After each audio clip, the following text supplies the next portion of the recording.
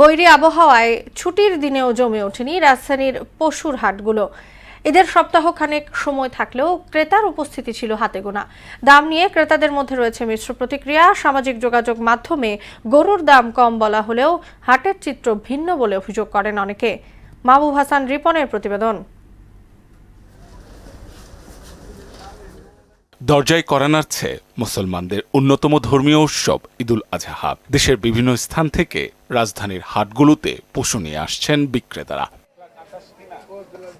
হাটে প্রচুর পরিমাণ গরু ছাগল থাকলেও বৈরী আবহাওয়ার কারণে ছুটির দিনেও তেমন জমজমাট হয়নি গাবতলীর পশুর হাট। বিক্রেতারা বলছেন বাজারে ক্রেতা কম। ভাই গরুর দামের মতো কাস্টমার নাই এখন বর্তমান হাটের ভিতরে। দাম করতেছে যাত্রা বাজারে কি করছে 200 মাল করতেছে 150, 300 মাল করতেছে 200।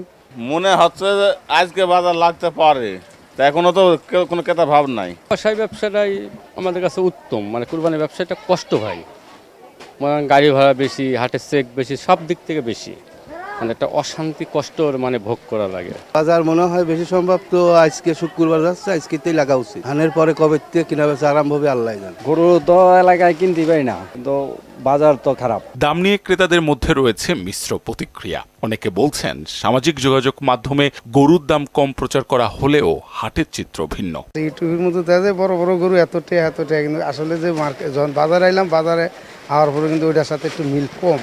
কোরবানির গরু ভালোই হয়েছে। তো আমার অফিস কলিকের গরু, আমি আজকে ওনার সাথে আসছি, বাট 41 দিয়ে আমরা এই গরুটা নিয়েছি। দাম মোটামুটি, এত বেশিও না কমও না। এদিকে দেশের বিভিন্ন জেলা থেকে গাবতলীর পশুর হাটে আসতে শুরু করেছে ছাগল, ভেড়া ও দুম্বার মতো কুরবানির পশু। সাতক্ষীরা থেকে নিয়ে আসছি, চাওয়া দাম 6 লাখ, 5 লাখ হলে বিক্রি করব। ছাগলের দাম এখন একটু কম ভাই, মানে কাস্টমার নাই, বৃষ্টি বদল কেনা বাস একটু কম। মাহবুব হাসান রিপন, মোহনা সংবাদ, ঢাকা।